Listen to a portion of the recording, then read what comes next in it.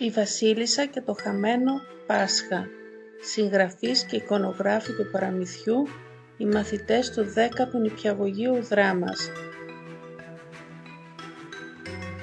Μια φορά και έναν καιρό ζούσε μια βασίλισσα σε ένα κάστρο στο δάσος.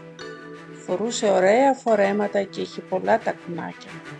Της άρεσε πολύ να βγαίνει στον κύβο και να κόβει λουλούδια.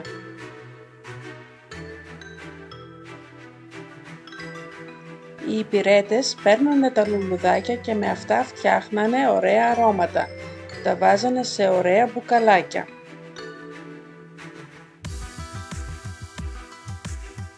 Κόντευε το Πάσχα και ήρθε η καλή νεράιδα πάνω στον μονόκερό της και είπε στην βασίλισσα: «Έρχεται το Πάσχα, πες στους υπηρέτες σου να πάρουν τα αυγά από τις κοτούλες και να τα βάψουν πασχαλινά».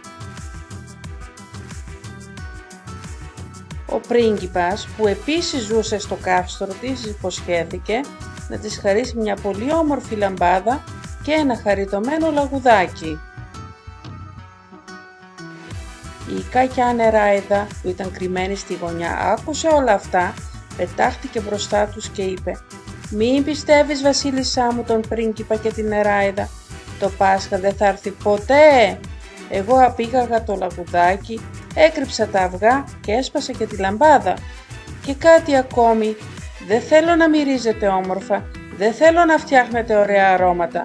Θα κόψω όλα τα λουλούδια του κήπου, θα τα τρίψω και θα τα βάλω σε ένα μαγικό φίλτρο». Μετά από αυτά τα λόγια, η κακιά νεράιδα έφυγε τρέχοντας. Η βασίλισσα στεναχωρήθηκε πολύ. Αγαπούσε το Πάσχα και δεν ήθελε να το χάσει. Η καλή νεράιδα ήρθε κοντά της και της είπε ότι τα παιδιά μπορούσαν να την βοηθήσουν να έρθει το Πάσχα. Είχε δώσει στα παιδιά ένα μαγικό ραβδί από την χώρα της μαγείας. Έτσι ξεκίνησαν να βρουν τα παιδιά. Ετοιμάσανε την άμαξα και η βασίλισσα με τον πρίγκιπα ξεκίνησαν το ταξίδι τους. Η κακιά νεράιδα όμως, για να τους σταματήσει, έστρωσε μεγάλες πέτρες στο δρόμο και έσπασε 2 ρόδες της άμαξας. Αμέσως ήρθαν οι υπηρέτες μάστορες του βασιλείου και διορθώσανε την άμαξα και απομακρύνανε με πολύ κόπο τις πέτρες. Το ταξίδι μπόρεσε να συνεχίσει. Μετά από λίγο συναντήσανε τα παιδιά που παίζανε στην παιδική χαρά. Σε μια γωνιά της παιδικής συναντήσανε το λαγουδάκι που είχε απαγάγει η νεράιδα. Το καημένο ήταν μαγεμένο και όλη την ώρα χοροπηδούσε και ήταν κουρασμένο.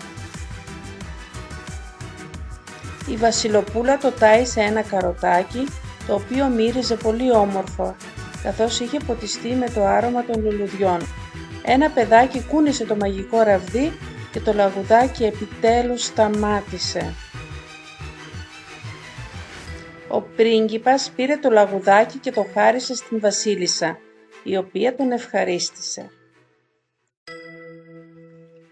Το λαγουδάκι ήξερε που ήταν κρυμμένα τα αυγά που έκλεψε η κακή νεράιδα.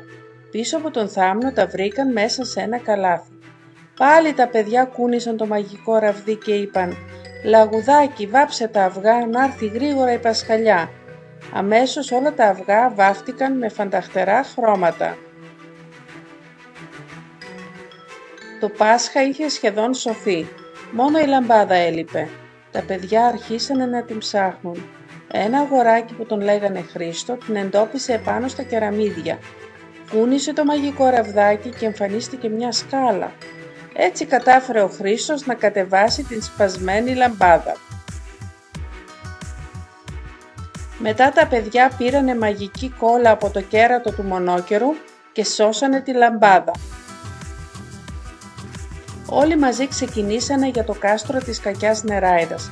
Εκεί μόλις την είδαν είπαν τα μαγικά λόγια: «Άμπρα κατάμπρα, να γίνεις ένα κατσίκι με κόκκινο αυγό». Η κακιά νεράιδα ζήτησε συγγνώμη από τα παιδιά και υποσχέθηκε να μην ξανακάνει τέτοιες ζαβολιές. Έτσι με το κούνημα του ραβδιού μεταμορφώθηκε σε μια καλή νεράιδα.